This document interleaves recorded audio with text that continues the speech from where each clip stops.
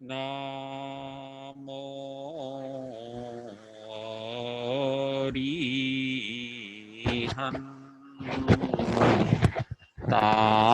હંતાણમ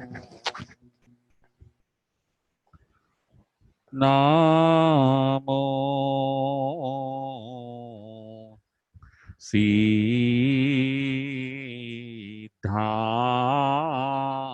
સિદ્ધાણમ નામો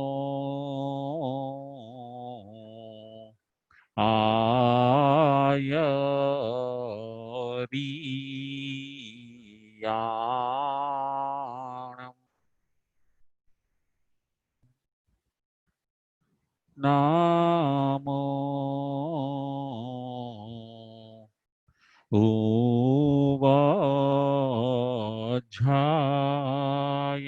ઉવાજાયાણમ નામો લોએ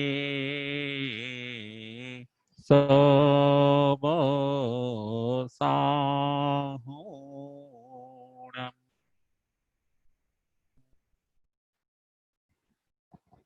એસો પંચનામોકારો સબ પાવપણાસણો મંગલાણં ચ સવિસિં પરમં હવૈ મંગલમ પરમં હવૈ મંગલમ સિદ્ધાણમ નમો કિચ્ચા સંજયાણમ ચ ભાવૌ સંતિ સંતિ કરીલુયે પત્તો ગઈ મણુત્તરમ પત્તો ગઈ મણુત્તરમ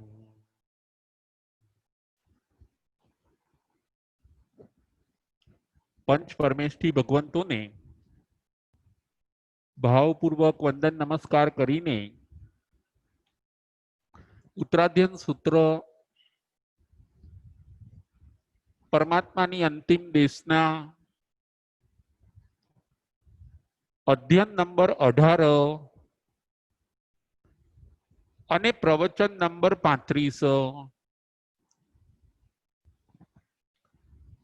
આજના આપણા પ્રવચનનો વિષય છે સંયતિ રાજાનો અધિકાર.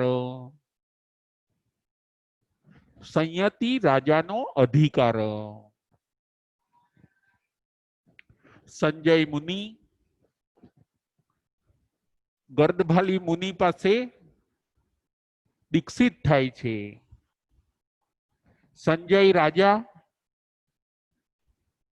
એ પોતે ગર્દભાલી મુનિ પાસે દીક્ષિત થાય છે. સંસારને અલવિદા આપે છે. સંસાર છોડવો એટલે વિષય અને કસાયને છોડવા. વિષય અને કસાય એ ભાવ સંસાર છે અને ચાર ગતિની અંદર ફરવું એને કહેવામાં આવે છે દ્રવ્ય સંસાર. વિષય અને કસાય. દીક્ષિત થયેલા આત્માએ પણ વિષય અને કસાય છોડવાના છે અને જે દીક્ષિત થયા નથી એમણે પણ વિષય અને કસાયને છોડવાના છે. છોડવાની પ્રેક્ટિસ કરવાની છે. વિષય અને કસાયને આપણા ત્યાં ભાવ સંસાર કહેવામાં આવ્યો છે. ચાર ગતિ એ દ્રવ્ય સંસાર છે. દ્રવ્ય સંસારનું જો કોઈ કારણ હોય, રીઝન હોય, તો એ છે ભાવ સંસાર. જ્યાં રહો, જ્યારે રહો, જે જગ્યાએ રહો, વિષય અને કસાયથી અલિપ્ત રહો. પહેલા ભાવ સંસાર દૂર કરો, દ્રવ્ય સંસાર ઓટોમેટિક દૂર થઈ જાય છે. વિષય અને કસાય જેના છૂટી જાય છે એની ચાર ગતિ પણ છૂટી જાય છે. સંજય રાજાને આવું થયું. હવે કઈ મેળવવું નથી, હવે કઈ જોઈતું નથી, હવે કોઈ ઈચ્છાઓ કે અપેક્ષા નથી, હવે કોઈ મોહના તોફાન નથી.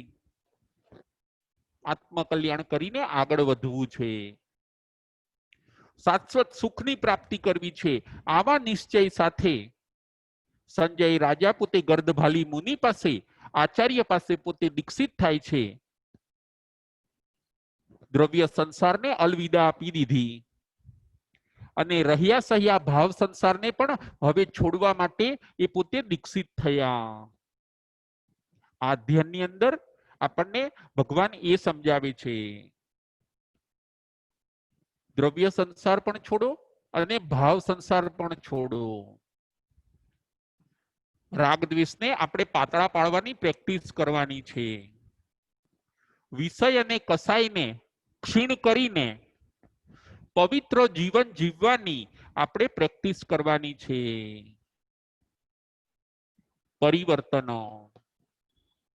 પરિવર્તન લાવીએ. વર્ષોથી આપણે એક જ ઘરેડથી જીવીએ છીએ, વર્ષોથી એક જ સ્ટાઇલથી આપણે જીવીએ છીએ, વર્ષોથી એક સરખા સ્વભાવથી આપણે જીવીએ છીએ. એની અંદર હવે આપણે પરિવર્તન લાવીએ. હવે કંઈક ચેન્જ લાવો. હવે આપણી બુદ્ધિ બરાબર તીવ્ર બની છે.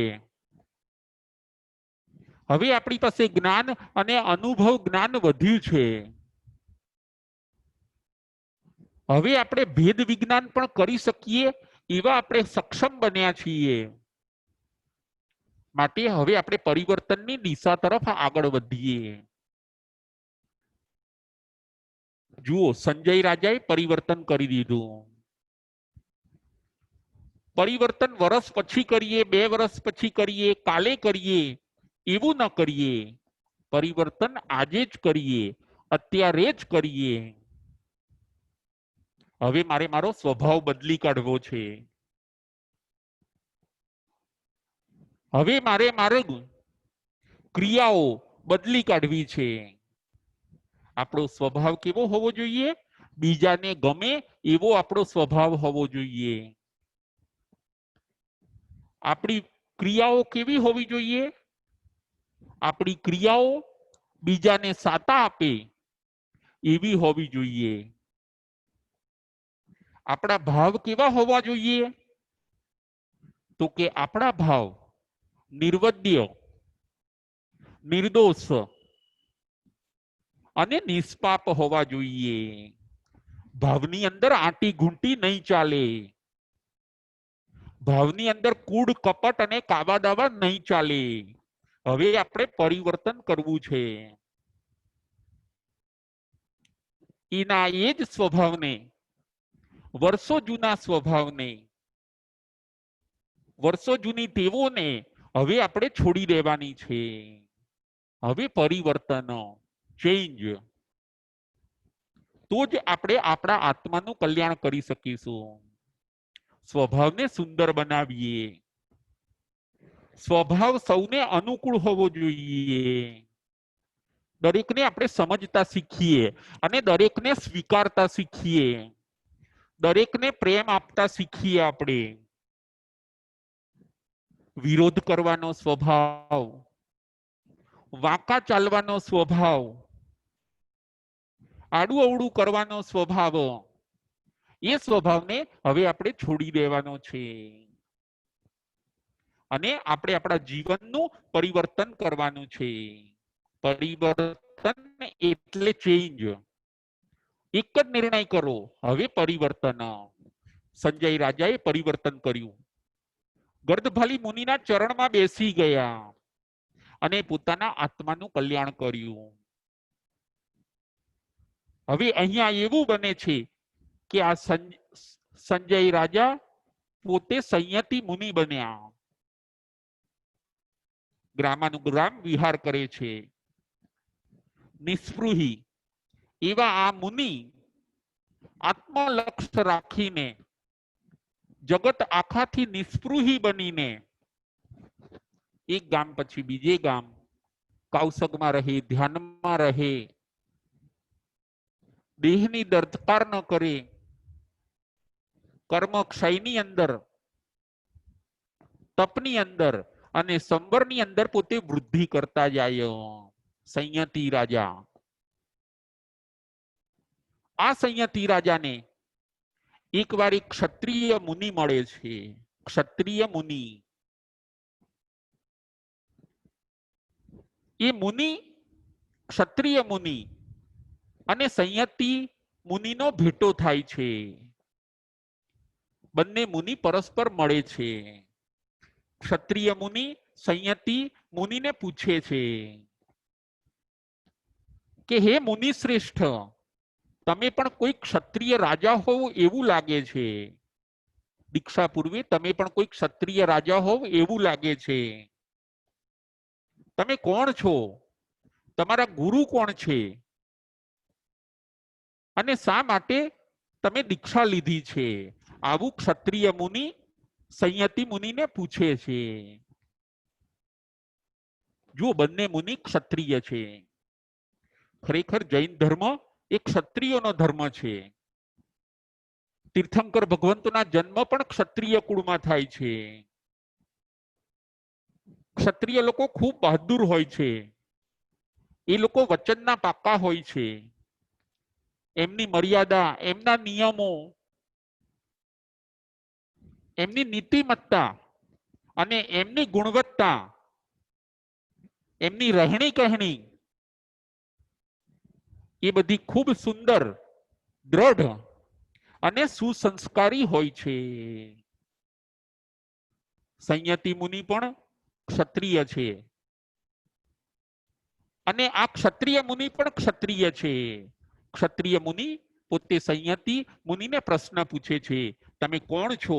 તમારા ગુરુ કોણ છે? શા માટે તમે દીક્ષા લીધી છે? 18મા અધ્યાયની અંદર આપણે આ જોવાનું છે. આજના આપણા પ્રવચનનો વિષય છે સંયતિ રાજાનો અધિકાર. સંયતિ રાજા હવે જવાબ આપે છે, હું કંપીલપુર નગરનો સંજય રાજા હતો. ગર્દભાલી એ મારા આચાર્ય હતા, એ મારા ગુરુ છે.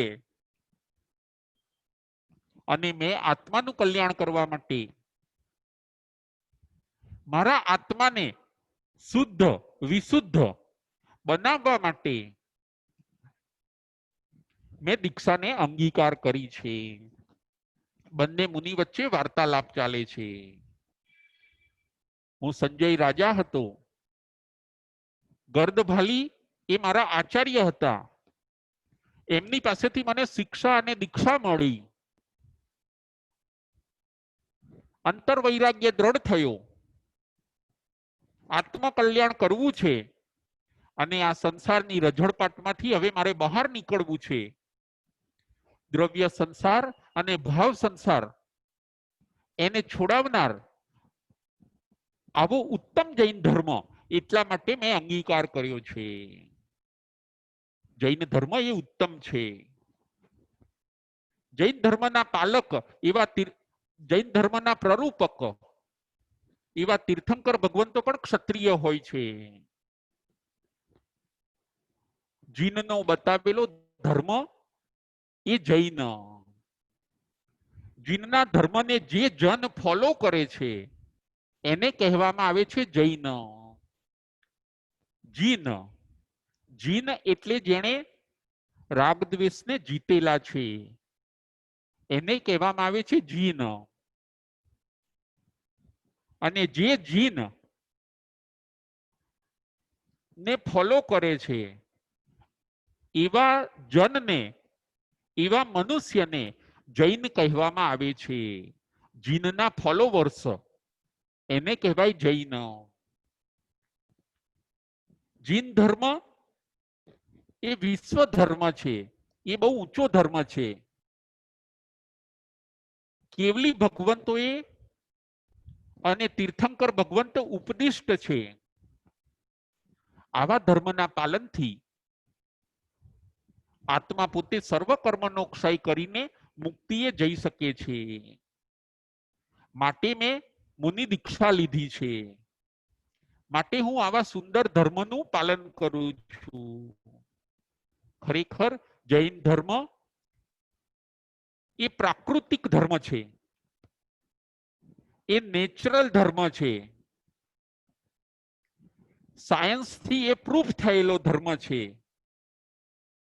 એ સાયન્ટિફિક ધર્મ છે. ઘણા વૈજ્ઞાનિકો, ઘણા બુદ્ધિશાળીઓ પણ આવા જૈન ધર્મને સેલ્યુટ કરે છે.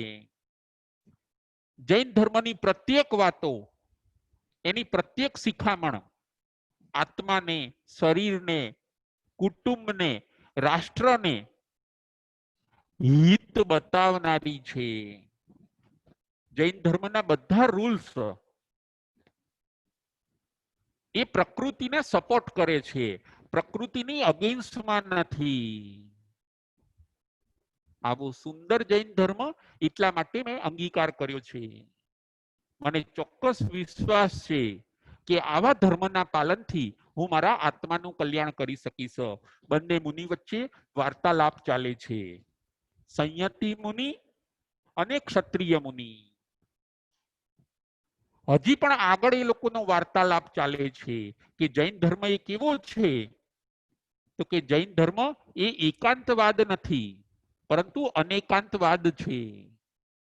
જૈન ધર્મ અનેકાંતવાદને માને છે. આજના પ્રવચનની અંદર આપણે 4 પોઈન્ટ જોવાના છે.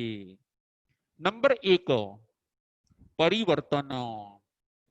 પ્રથમ પોઈન્ટ છે પરિવર્તન. નંબર 2, એકાંતવાદ અને અનેકાંતવાદ. નંબર 3, ભવનો ભય. અને નંબર 4, 12 ચક્રવર્તીના જીવન. ફરીથી નંબર 1, પરિવર્તન. નંબર 2, એકાંતવાદ અને અનેકાંતવાદ. નંબર 3, ભવનો ભય. અને નંબર 4, 12 ચક્રવર્તીના જીવન. આ 4 પોઈન્ટ ઉપર આજના પ્રવચનની અંદર આપણે વિચાર કરવાનો છે.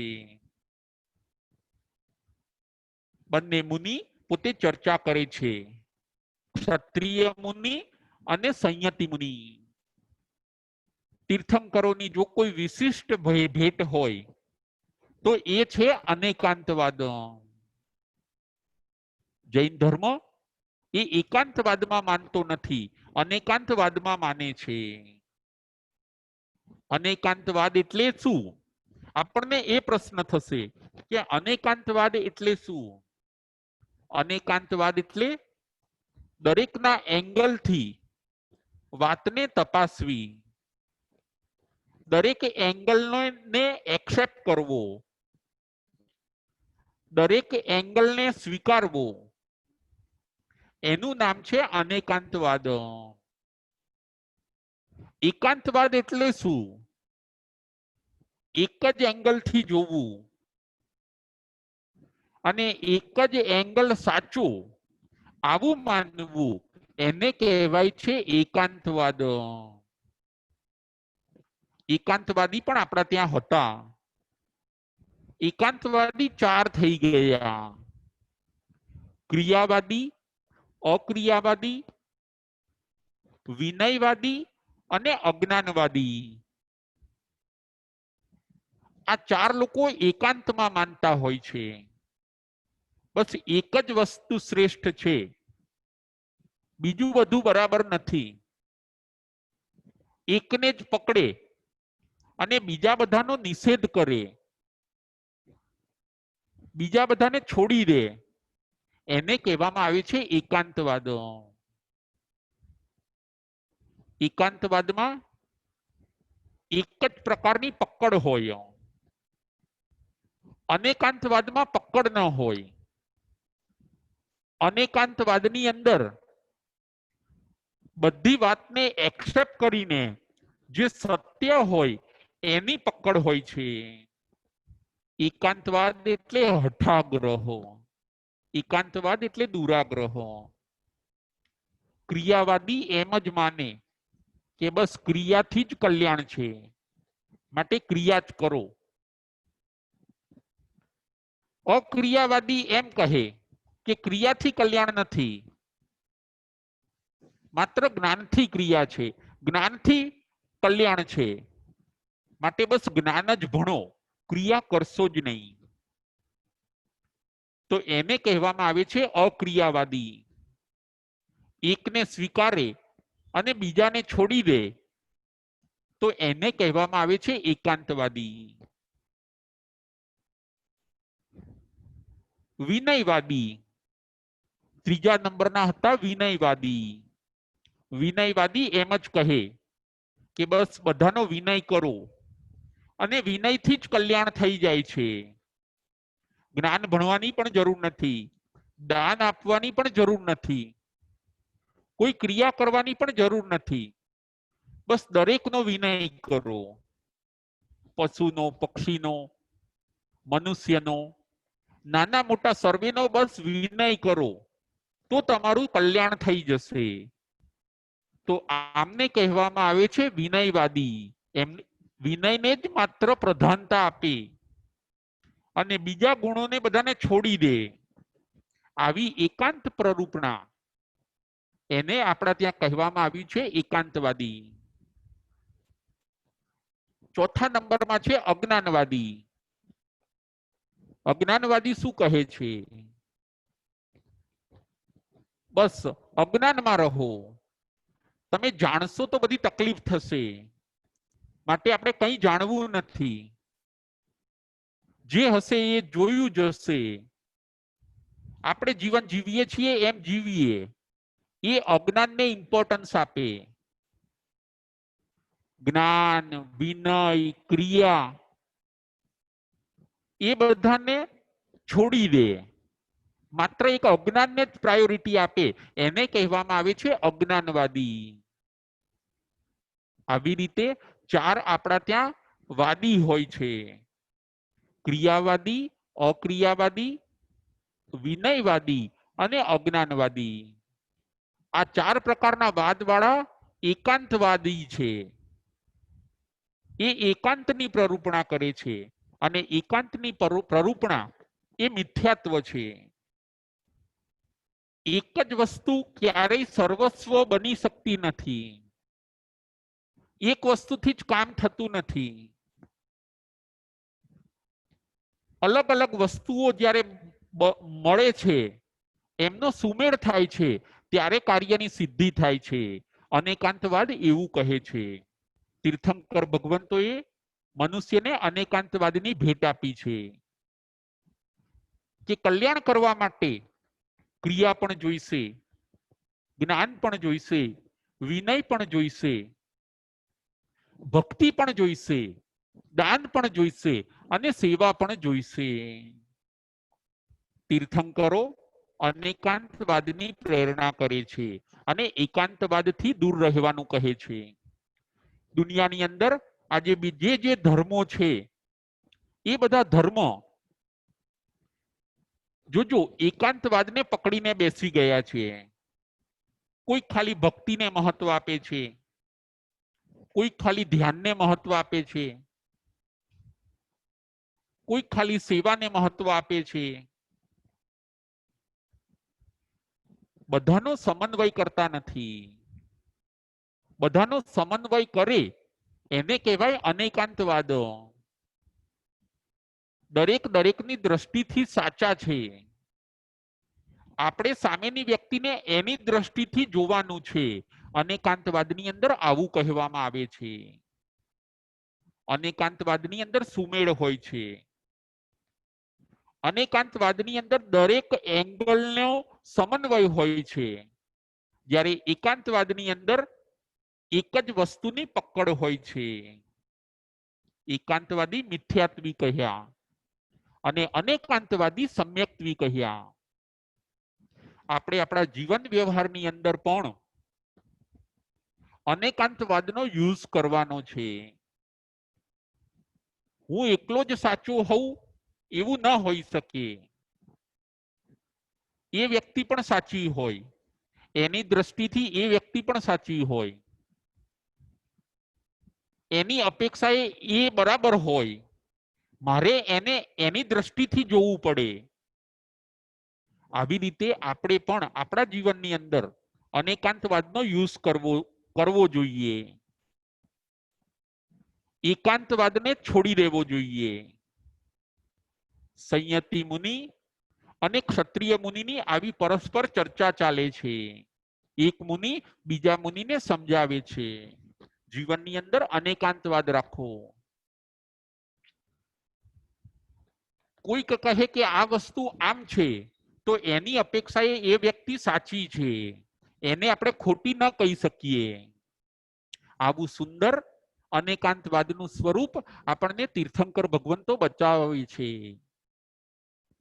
દરેકને એના એંગલથી તમે જુઓ, એ વ્યક્તિ તમને સાચી લાગશે, એના પ્રત્યે તમને માન થશે, અપમાનનો ભાવ આવશે નહીં. અનેકાંતવાદ કલહને શાંત કરે છે. અનેકાંતવાદ મનુષ્યની અંદર સંપ અને સ્નેહ પેદા કરાવે છે, જ્યારે એકાંતવાદ એ ઝઘડા કરાવે છે. એકાંતવાદને આપણે અલવિદા આપવાની છે. બંને મુનિ વચ્ચે આવી સુંદર ચર્ચા ચાલે છે. ક્ષત્રિય મુનિ અને સંયતિ મુનિ. આપણે આપણા જીવન વ્યવહારની અંદર નાનાઓની સાથે રહીએ કે મોટાઓની સાથે રહીએ, શ્રીમંતોની સાથે રહીએ કે ગરીબોની સાથે રહીએ, દરેકના પરસ્પરના ભાવોને સમજીએ, એના વિચારોને સમજીએ, એની દ્રષ્ટિને સમજીએ, તો ચોક્કસ આપણે અનેકાંતવાદનો યુઝ કર્યો ગણાશે. હું કહું એ જ સાચું, મારું જ સાચું, બાકી બધા ખોટું. ના, આવું રિસ્ક આપણે લેવું ન જોઈએ.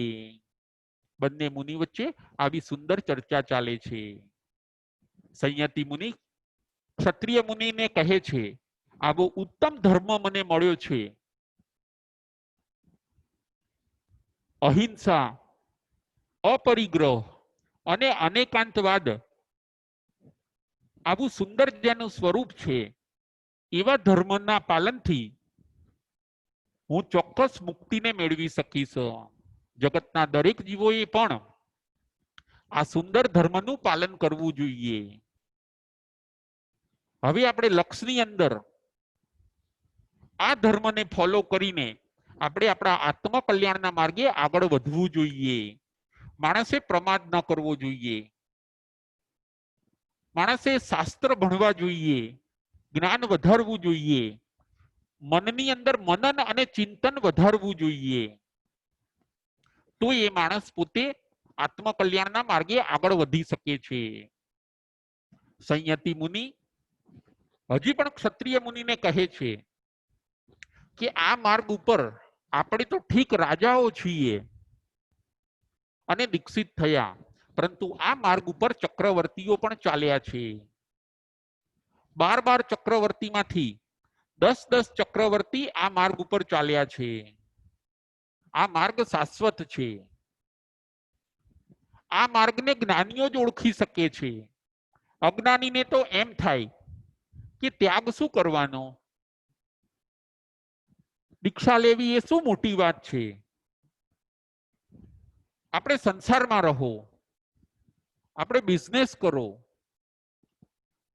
આપણે આપણા વૈભવ, કીર્તિ, યશ, પ્રતિષ્ઠા, મોભો, સત્તા વધારો, આવા બધા વિચારો નાના માણસોના રહેતા હોય છે. એ પોતે માર્ગને ઓળખી શકતા નથી, તીર્થંકર ભગવંતોના માર્ગને.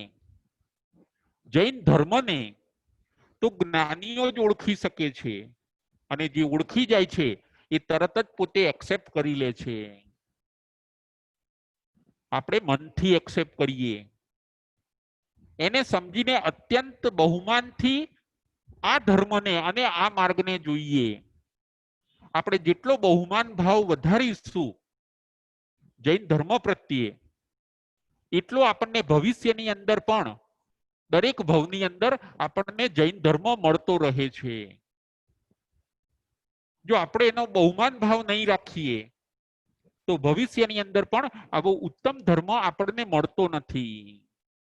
આપણે એનો બહુમાન કરીએ, એનો સ્વીકાર કરીએ, એનો આદર કરીએ અને આ ધર્મની આપણે મનુષ્ય સુધી પહોંચાડવાની પ્રભાવના કરીએ. આવું સુંદર આ અધ્યયનની અંદર ભગવાન આપણને બતાવે છે. સંયતિ રાજા અને ક્ષત્રિય મુનિ વચ્ચે આવી સુંદર ચર્ચા ચાલી રહી છે.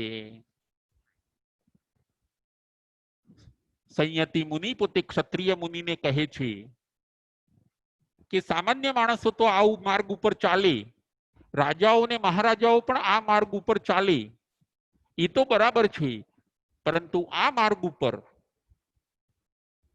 તો ચક્રવર્તીઓ ચાલ્યા છે. 12 ચક્રવર્તીમાંથી 10 ચક્રવર્તી આ માર્ગ ઉપર ચાલ્યા છે. આ અવસર પીણી કાળના જે 12 ચક્રવર્તી થયા, એ 12 ચક્રવર્તીમાંથી 10 ચક્રવર્તી દીક્ષિત થઈને આ માર્ગ ઉપર ચાલીને મોક્ષની અંદર પહોંચી ગયા છે. આરાનું સ્વરૂપ. આરા બે પ્રકારના છે, ઉત્સર્પિણી અને અવસર્પિણી. અત્યારે અવસર્પિણી કાળ ચાલે છે.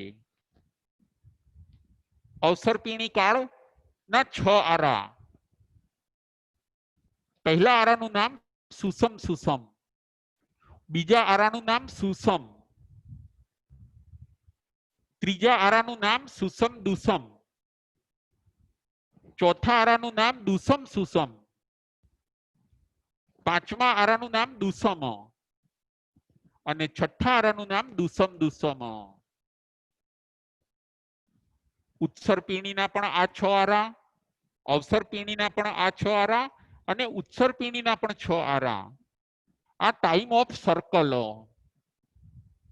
આ ભરત ક્ષેત્રની અંદર હંમેશા આવી રીતે 6 આરા હોય છે. મહાવિદેહ ક્ષેત્રની અંદર હંમેશા ચોથો આરો હોય છે. ભરત ઐવતની અંદર આવી રીતે આરા પદ્ધતિ છે, ટાઈમનું સર્કલ.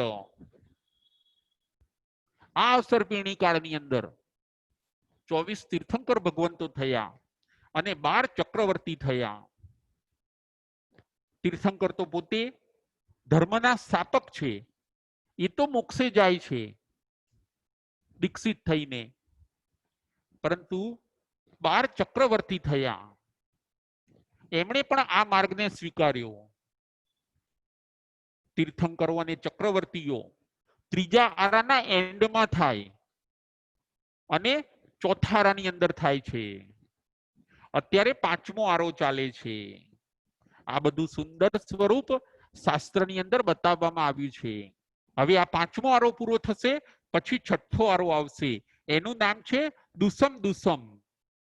5મા આરાનું નામ દુસમ. દુસમ એટલે દુઃખ. જોજો દરેક વ્યક્તિને અત્યારે દુઃખ હશે, એટલે આ આરાનું નામ, અત્યારનો પીરિયડ, અત્યારનો ટાઈમ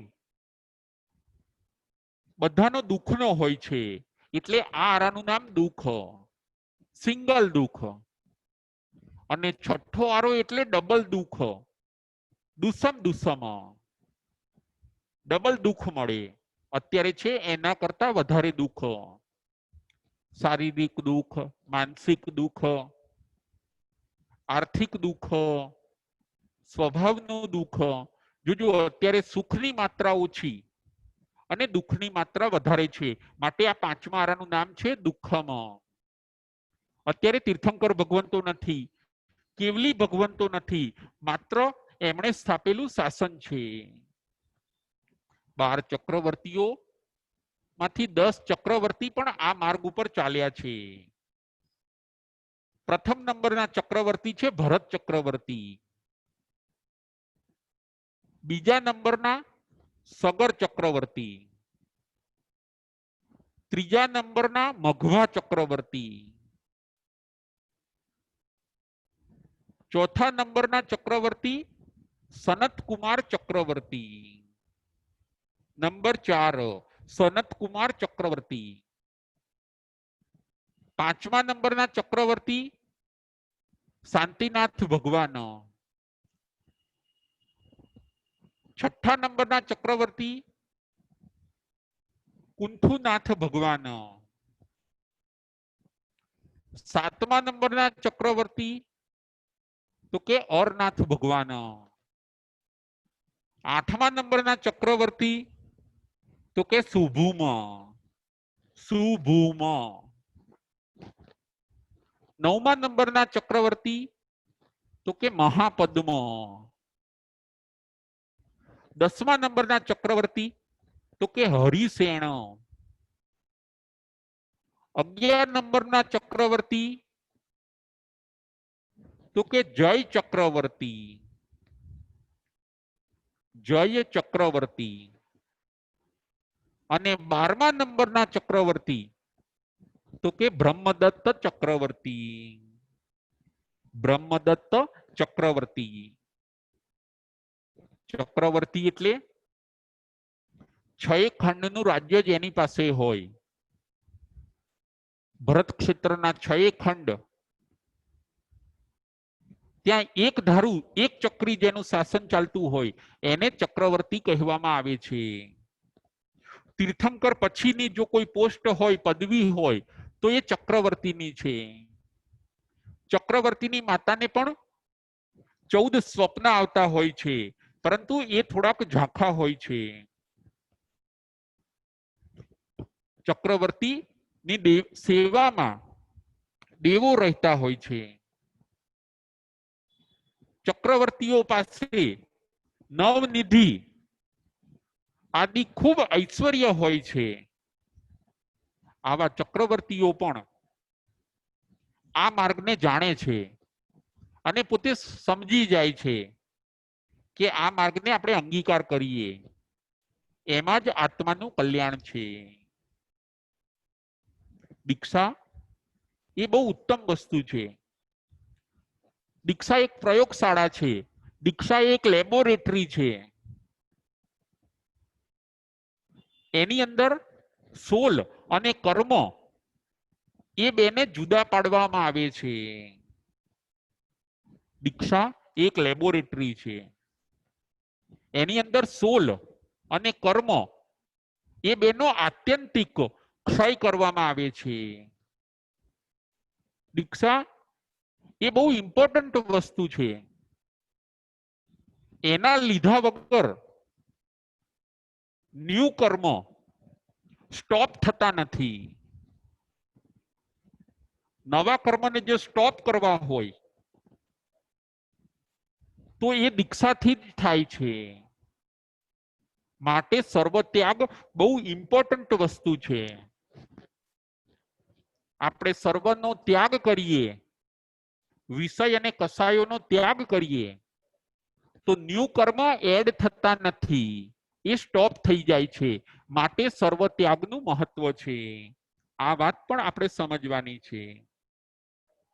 એવું નથી કે ખાલી દીક્ષા લેવી, ભગવાનનું નામ લેવું, આત્માનું કલ્યાણ કરવું.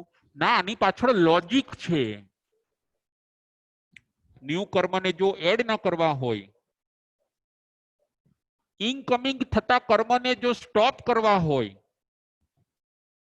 તો તમારે સંવરની આરાધના કરવી જોઈએ.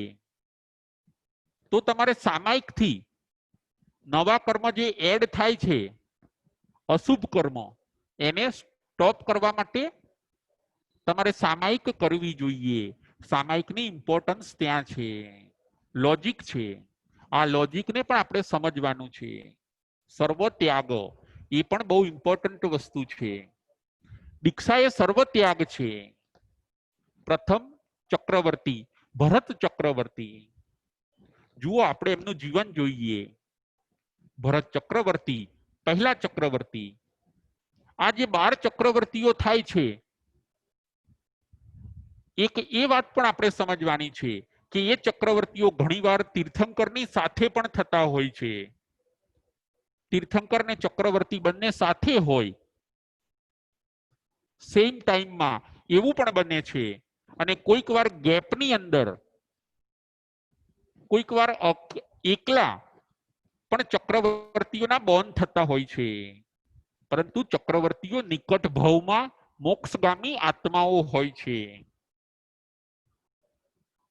ए पण बहु हळुकर्मी होय छे आपणे ए पण प्रश्न थाय के चक्रवर्तीओ आटલું બધું છોડીને નીકળે પછી એમનાથી કેવી રીતે સહન થતું હશે બધું દીક્ષાના માર્ગે ત્યાગના માર્ગને બધું કષ્ટ એક લોકો કઈ રીતે સહન કરી શકતા હશે એનો જવાબ એ પણ છે કે ઘણીવાર એમને સાતાનો એટલો બધો ઉદય હોય છે કે દીક્ષા લીધા પછી પણ એમને સાતા ખૂબ રહેતી હોય છે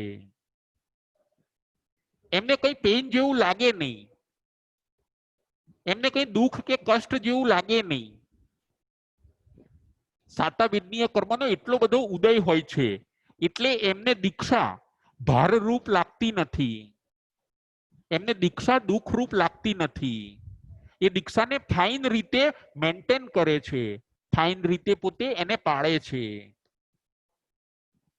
અને બીજી એક વાત એ પણ આપણે સમજવાની છે કે પાછળના ભવની અંદર એટલા લોટ ઓફ કર્મનો ક્ષય કરી કાઢ્યો હોય એટલે હવે એમની પાસે બેલેન્સની અંદર બહુ ઓછા અશુભ કર્મ છે જેથી પેઇન આવવાનું પોસિબલ જ નથી દુઃખ આવવાનું કંટાળો આવવાનું પોસિબલ જ નથી કારણ કે પાછળના ભવોની અંદર એમણે ઘણા બધા કર્મોને વોશ આઉટ કરી દીધા છે એટલે સહેજે સહેજે સુખપૂર્વક દીક્ષાને પાડીને એ આત્માઓ ભવ્ય આત્માઓ મોક્ષની અંદર જતા રહેતા હોય છે એમને દીક્ષા ભારરૂપ લાગતી નથી એમને સર્વ ત્યાગ દુઃખરૂપ લાગતો નથી તીર્થંકર ભગવંતોને ચક્રવર્તીઓને મહાપુરુષોને દીક્ષા કષ્ટરૂપ લાગતી નથી જે વસ્તુ પરેશાન કરતી હતી એ વસ્તુને એમણે પ્રેમથી છોડી દીધી એટલે ઉપરથી એમની હેપીનેસ ઘણીવાર ડબલ બને છે આવું આપણે પણ આપણા જીવનની અંદર ગોઠવવાનું છે આપણે પણ હેરાન કરતી વસ્તુઓને છોડીને તકલીફ આપતી વસ્તુનો ત્યાગ કરીને આપણે પણ આપણી હેપીનેસની અંદર વધારો કરવાનો છે ભરત ચક્રવર્તી જો ઋષભદેવ ભગવાનની સાથે જ થયા એક પ્રથમ તીર્થંકર તો એક પ્રથમ ચક્રવર્તી અને આવા જ ભરત ચક્રવર્તી હળુકર્મી આત્મા આ ભરત ક્ષેત્રના પ્રથમ ચક્રવર્તી પિતા પોતે તીર્થંકર અને એ પોતે ચક્રવર્તી બહુ ઊંચી પદવીના ધારકો પુણ્ય પૂર બહારમાં બંનેનું ખીલ્યું છે આવા પુણ્યશાળી આત્માઓ ભરત ચક્રવર્તીએ તો પાસ્ટ ટાઈમમાં એટલા બધા કર્મો વોશ આઉટ કર્યા છે કે એ પોતે બહુ રુજુ આત્મા છે સરળ આત્મા છે છયખંડનું શાસન બરાબર ચલાવે છે ભગવાન ઋષભદેવને નતમસ્તક નમસ્કાર કરીને અત્યંત પૂજ્ય ભાવે એમના ઉપર રાખે છે આવા ભરત ચક્રવર્તી અરીસા ભુવનની અંદર પોતે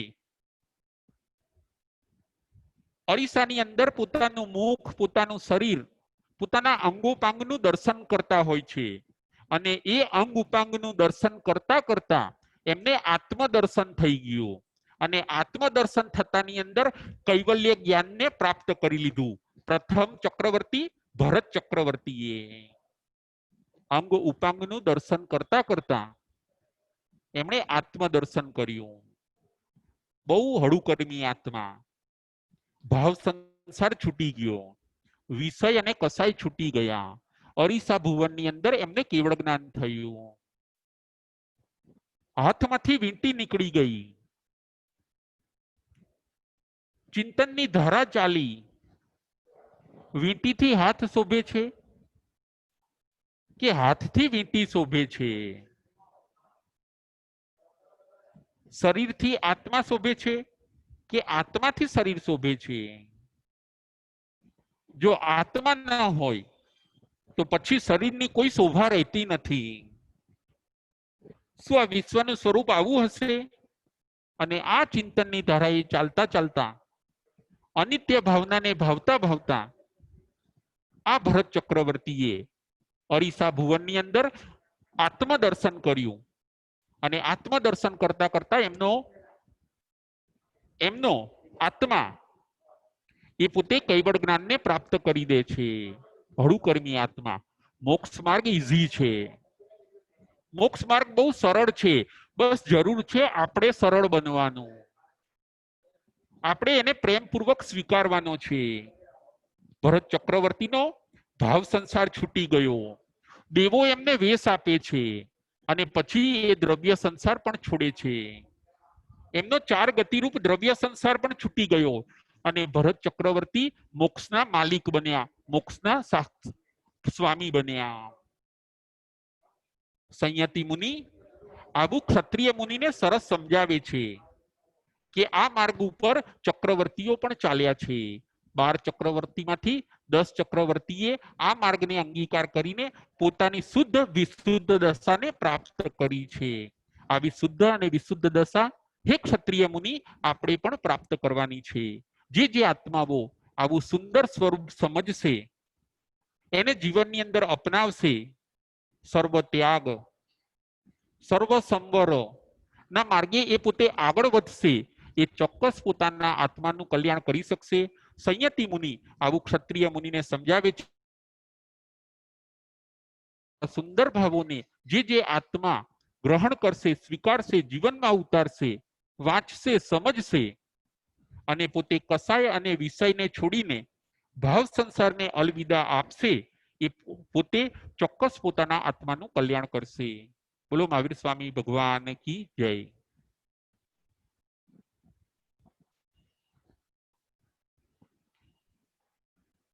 જમ ભાઈધમ બચ્ચા મિલિયમ એણે ખરમ ખરમ ભયૈનમ વિનયનમ યોગિનમ ગોસિનમ સુઠ્ઠુદિનમ દુઠ્ઠુ પડી છીયમ.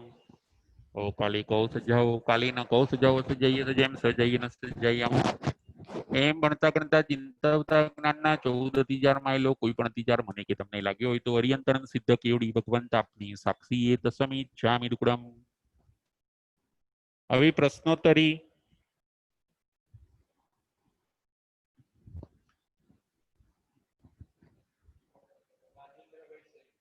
રાજેન્દ્રભાઈ શેઠ. પ્રણામ પ્રણામ ગુરુજી. પ્રણામ. આપણા ભરતખંડ એટલે અત્યારના ભૂગોળ પ્રમાણે કયો કહેવાય? બરાબર છે.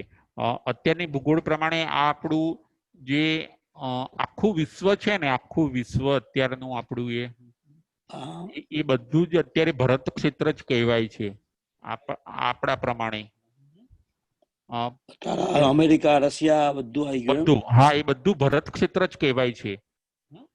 અને તો પણ હજી આ નાનું છે, હજી ઘણું મોટું ભરત ક્ષેત્ર છે, જ્યાં જેના 6 ખંડ હોય છે અને ચક્રવર્તી એને જીતે છે પોતે.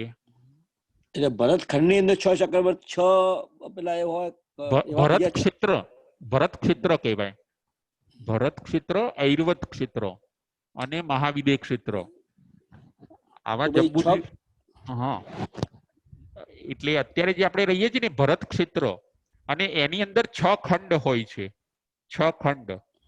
ખંડ એટલે જેને કહેવાય ને પાર્ટ, વિભાગ. ભાગ, બરાબર. ભાગ. આટલા મોટી જગ્યામાં લોકો રાજ કરતા હોય.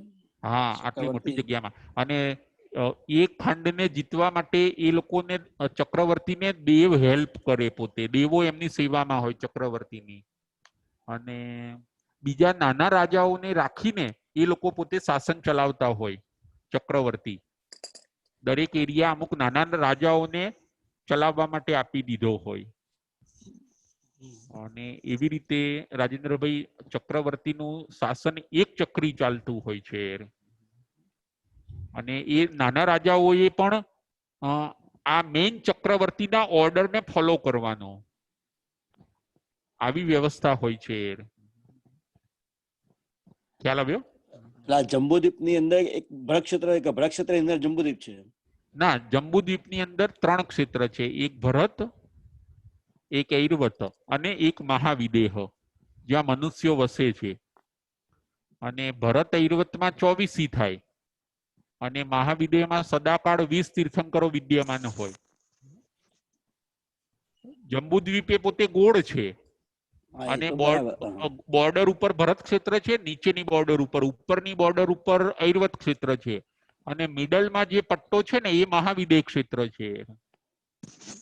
તો આ 6 ખંડ કીધા એ કયા કયા તો બિચારા એ આવે છે એના છે ને. આ ભરતખંડમાં આ બધું આવી જાય એ બધું.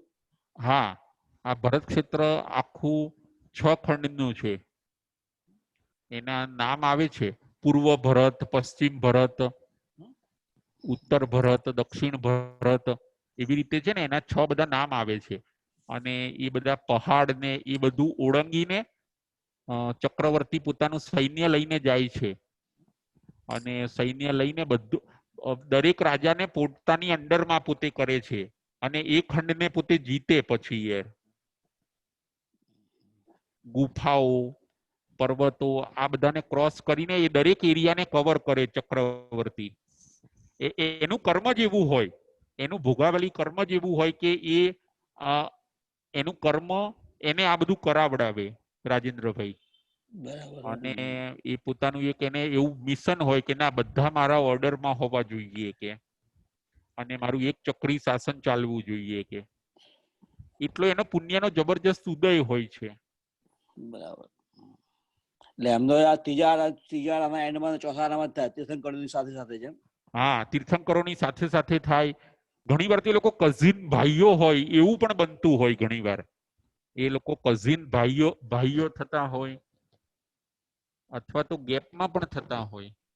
એટલે જે 24 તીર્થંકર થયા ને એમની સાથે અને ઇન બિટવીન 12 ચક્રવર્તી થયા. બરાબર. આપણે એમ સમજવાનું. સરસ.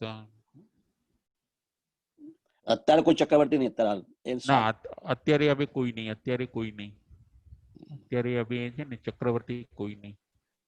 આ એક બધી શક્તિ છે, એક પુણ્ય છે માણસનું. જોજો ઘણી વાર માણસનું ટોપ લેવલે પુણ્ય હોય, આપણને ખ્યાલ આવે રાજેન્દ્રભાઈ કે આ માણસનું કઈ બધા પ્રાઇમ મિનિસ્ટર બની શકતા નથી, બરાબર. બધા કિંગ નથી બનતા કે બધા કઈ બહુ બહુ મોટા બિઝનેસમેન બની શકતા નથી. અમુક જ વ્યક્તિ બહુ મોટા ટોપ લેવલના બિઝનેસમેન બની શકે છે કારણ કે એનું એવું પુણ્ય છે. એટલે એવું પણ બનતું હોય છે કે આવી રીતે રાજાઓ મહારાજાઓમાં જે સૌથી ટોપ લેવલના રાજા છે એ ચક્રવર્તી છે. બરાબર. ખ્યાલ આવ્યો? હા, ખ્યાલ આવ્યો. જય ઓકે. જિનેન્દ્ર. જય જિનેન્દ્ર. પ્રણામ. પ્રણામ. ચલો, આજનો પ્રશ્ન.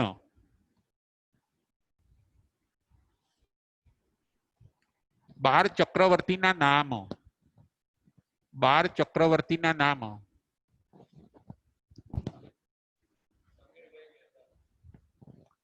સમીરભાઈ મહેતા. જય જિનેન્દ્ર રાજુભાઈ. જય જિનેન્દ્ર. સાતામાં. હા, સાતામાં. બોલો બોલો. 12 ચક્રવર્તીમાં સૌથી પહેલા ભરત ચક્રવર્તી. બરાબર. ઋષભદેવ સ્વામીના ભગવાનના સમયમાં. પછી સગર ચક્રવર્તી એ અજીતનાથ સ્વામીના સમયમાં. પછી મઘવા ચક્રવર્તી. બરાબર. પછી સનત કુમાર ચક્રવર્તી. પછી શાંતિનાથ ચક્રવર્તી જે તીર્થંકર પણ થયા.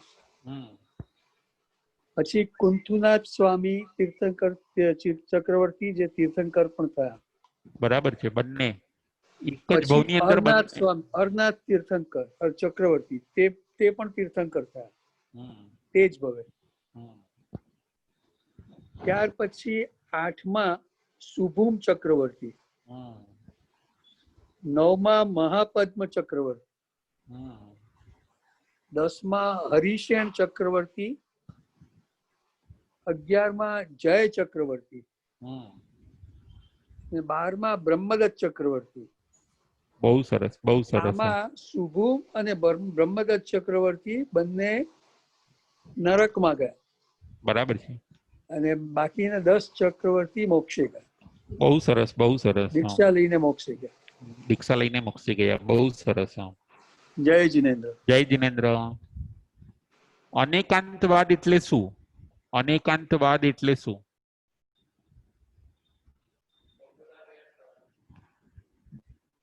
બકુલાબેન શાહ, એકાંતવાદ એટલે શું અને અનેકાંતવાદ એટલે શું? અનેકાંત જય જિનેન્દ્ર જય જિનેન્દ્ર. શાતામાં છો બરાબર, બોલો ગુરુજી? બોલો.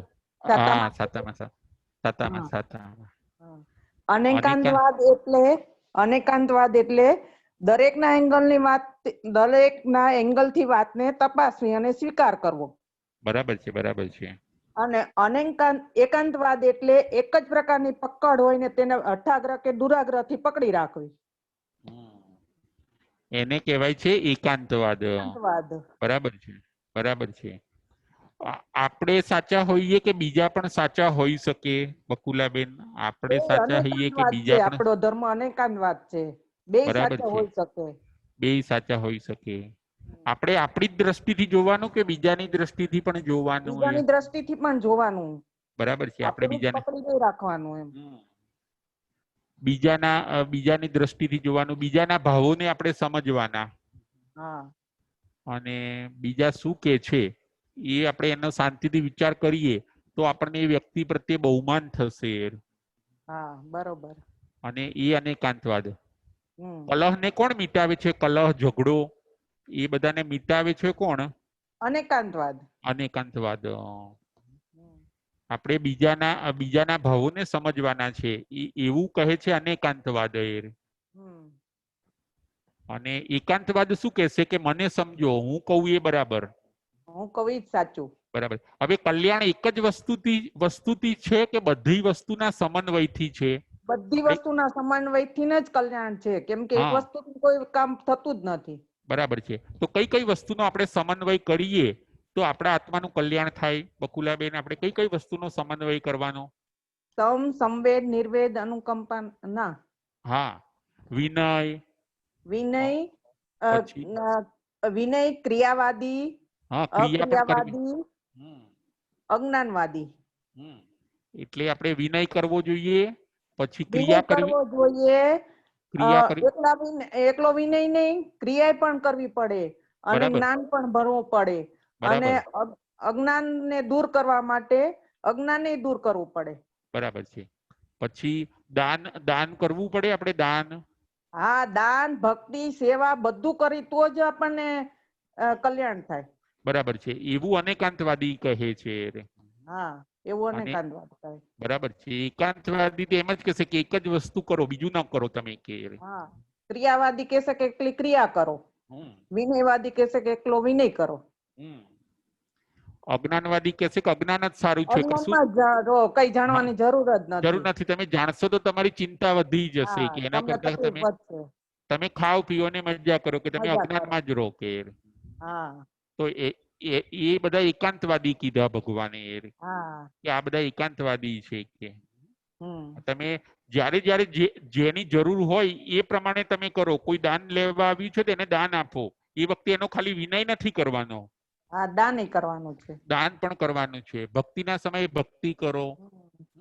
કોઈ પ્રાયશ્ચિતના ટાઈમે પ્રાયશ્ચિત, પ્રાયશ્ચિત પ્રતિક્રમણના કરો. ટાઈમે પ્રતિક્રમણ જ્યારે જે વસ્તુ કરવાની છે બધી કરવી જ પડે. કરવી જોઈએ. હા, મૌન રહેવાથી શાંતિ રહેતી હોય તો મૌન રહેવું જોઈએ. જ્યાં બોલવા જેવું છે પછી ત્યાં મૌન ના રહેવું જોઈએ. માનો હા, કે બરોબર છે. તો આ બધો અનેકાંતવાદ બકુલાબેન. હા. કોઈને નુકસાન થતું હોય તો આપણે બે શબ્દ બોલવાય પડે કે આને નુકસાન થાય છે, તમે આવું હા, નહીં કરો. બરોબર. ત્યાં કઈક ના મને ભગવાને મૌન રહેવાનું કીધું છે તો ના, એ નો વાત ચાલે. ન ચાલે. બરાબર છે. બહુ સરસ. એટલે આપણે એકાંતવાદ અને અનેકાંતવાદ ને સરસ સમજવાનો છે સરસ બકુલાબેન. સમજવાનું. હા. જય જિનેન્દ્ર. જય જિનેન્દ્ર. જય જિનેન્દ્ર. આજે કયા 4 પોઈન્ટ ઉપર આપણે જોયું? આજે કયા 4 પોઈન્ટ ઉપર આપણે જોયું? મીતુબેન શાહ. જય જિનેન્દ્ર. જય જિનેન્દ્ર. પહેલો પોઈન્ટ છે પરિવર્તન, બીજો પોઈન્ટ છે એકાંતવાદ અને અનેકાંતવાદ, ત્રીજો પોઈન્ટ છે ભવનો ભય અને ચોથો પોઈન્ટ છે બાળ ચક્રવર્તીના જીવન. બહુ સરસ, બહુ સરસ, બહુ સરસ. હવે આગળ પરિવર્તન એટલે શું? એમાં આપણે શું સમજ્યા? પરિવર્તન એટલે શું? એની અંદર આપણે શું સમજ્યા આજે પ્રવચનની અંદર? પરિવર્તન એટલે ચેન્જ.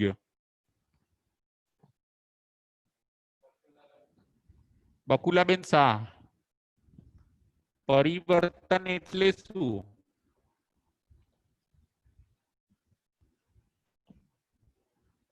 બકુલાબેન શાહ.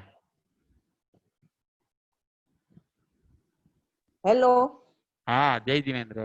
જય જિનેન્દ્ર. જય સાતામાં જીનેન્દ્ર. હા, સાતામાં બોલો. પરિવર્તન એટલે એકને એક સ્વભાવ નહીં રાખવાનો. બહુ સરસ, બહુ સરસ. જ્યારે જેવી પરિસ્થિતિ હોય એ પ્રમાણે સ્વભાવ બદલાવાનો. અને બીજું કે સ્વભાવ આપણે હંમેશા કાયમ માટેનો જે સ્વભાવ હોય એમાં પરિવર્તન લાવીને આપણે હવે સ્વભાવમાં આગળ પરિવર્તન વધવાનું. લાવીને આગળ વધવાનું છે. આગળ વધવાનું, બરાબર હા, છે. આગળ વધવાનું છે. હા, એમાં હા, જે કઈ ક્રિયા કરતા હોય તે ક્રિયામાં ભાવ લાવીને આપણે જો કંજૂસ હોય તો કંજૂસાઈ છોડી દેવાની છે. જો કોઈ આપણે ઓલું કરતા હોય, ચીટિંગ કરતા હોય તો ઈ છોડી દેવાનું છે. કેમ કે પરિવર્તન લાવવાનું છે. આટલું સમજ્યા, આટલું જ્ઞાન મળ્યું તો પછી હવે આપણે પરિવર્તન લાવશું તો જ આપણને આગળ જવા મળશે. બરાબર છે. પરિવર્તન લાવવું એટલે ચેન્જ લાવવાનું. હવે આપણે ચેન્જ લાવવાનો. આપણા જીવનમાં ચેન્જ લાવવાનું. અત્યાર સુધી આપણા જીવનમાં તોછડાઈ હતી. માનો કે આપણે કોઈને સાથે તોછડાઈથી વાત કરતા હતા. બકુલાબેન, તો હવે કે ના, હવે મારે દરેકને માન આપીને વાત કરવી છે મારે. તો આ થયું પરિવર્તન. આ થયું પરિવર્તન. બરાબર. સંજય રાજાએ પોતાના જીવનમાં પરિવર્તન લાવ્યા કે નહીં? સંજય રાજા લાવ્યા ને પોતે પોતાના મોજ શોખ બધા છોડીને ધર્મમાં દીક્ષા લઈને અંગીકાર કરીને પોતે આગળ ગયા. બરાબર છે.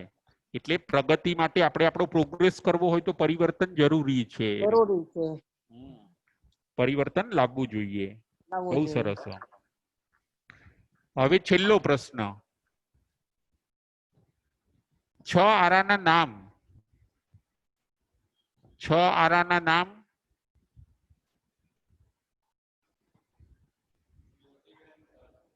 છ આરાના નામ. રાજેન્દ્રભાઈ સંઘવી. 6 આરાના નામ. રાજેન્દ્રભાઈ સંઘવી. જય જીનેન્દ્ર રાજુભાઈ. હા, જય જીનેન્દ્ર. પહેલા આરાનું નામ સુસમ. બીજા આરાનું નામ સુસમ. ત્રીજા આરાનું નામ સુસમ. બરાબર છે? બરાબર. સુસમ. ચોથા આરાનું નામ સુસમ. પાંચમો આરો લુસમ અને છઠ્ઠો આરો દુસમ. બહુ સરસ.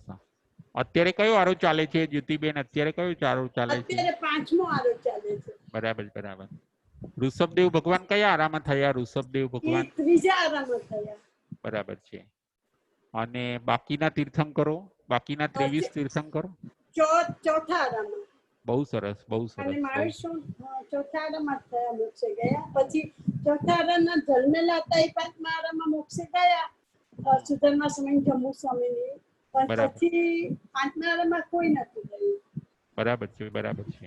બહુ સરસ. હવે કયો આરો આવશે જ્યોતિબેન? હવે છઠ્ઠો આરો આવવાનો. બરાબર છે. એનું નામ શું છે? દુસમ. એટલું દુઃખ જ છે. હા, એટલે ડબલ દુઃખ. છે. રાજુભાઈ, આજ સવારે જ બધી બાધા લઈ આવ્યા વ્યસનોની. સાત વ્યસનની બાધા લઈ લીધી. તમે ગઈકાલે જે સમજાવ્યું, હા, એની જબરજસ્ત અસર થઈને આજે માસદી પાસે અમે બંને બાધા લીધી. બહુ સારું. તમે શ્રાવક શ્રાવિકામાં આવી ગયા. પાક્કા શ્રાવક શ્રાવિકાની અંદર આવી ગયા. બહુ સરસ. જય જીનેન્દ્ર. ફરીથી હજી એકવાર 6 આરાના નામ કોણ બોલી જશે? મીતાબેન શાહ. 6 આરાના નામ ફરીથી.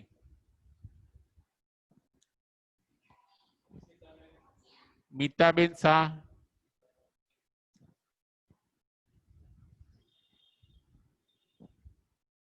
છ આરાના નામ ફરીથી એકવાર.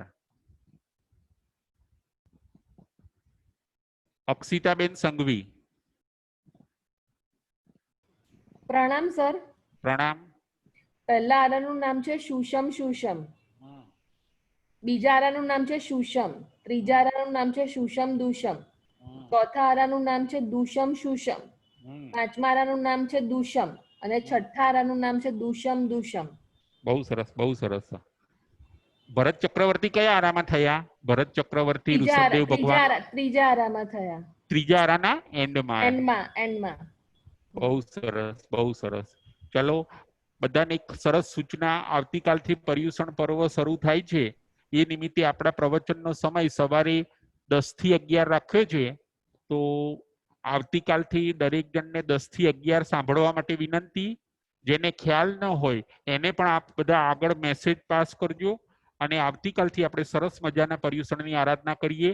દરેકને મેસેજ કરવો અને દરેકને જાણ કરવા માટે વિનંતી બધાને. જય જિનેન્દ્ર, જય મહાવીર.